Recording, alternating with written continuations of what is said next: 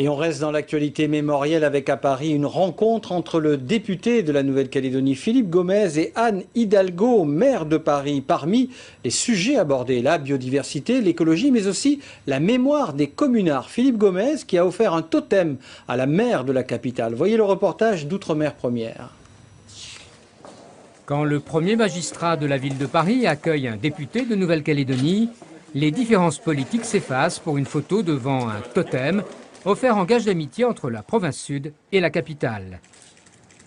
Il va aller devant la fenêtre de mon bureau, qui en plus, il va rester dans mon bureau, et il sera devant la fenêtre, et qui est aussi la fenêtre d'où on dit que le général de Gaulle aurait lancé son appel au moment de la libération de Paris.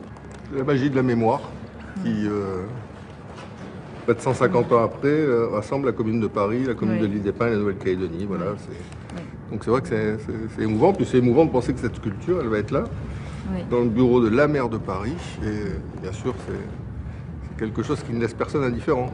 Après un entretien d'une heure durant lequel ont été abordés des problèmes de biodiversité, d'écologie, de santé publique, la maire de Paris a insisté surtout sur un dossier auquel elle tient particulièrement. Je pense à la question des femmes, de la lutte contre les violences faites aux femmes, qui est vraiment un sujet sur lequel l'expertise de Paris peut bien sûr être utile.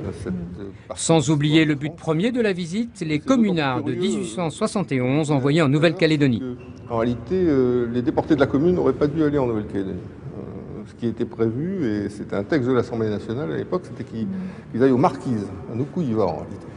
Et puis là, l'Assemblée nationale a décidé que ce n'était pas possible parce qu'il n'y avait pas d'infrastructure et que donc, au bout du compte, après réflexion, ils ont décidé de les orienter sur la Nouvelle-Calédonie.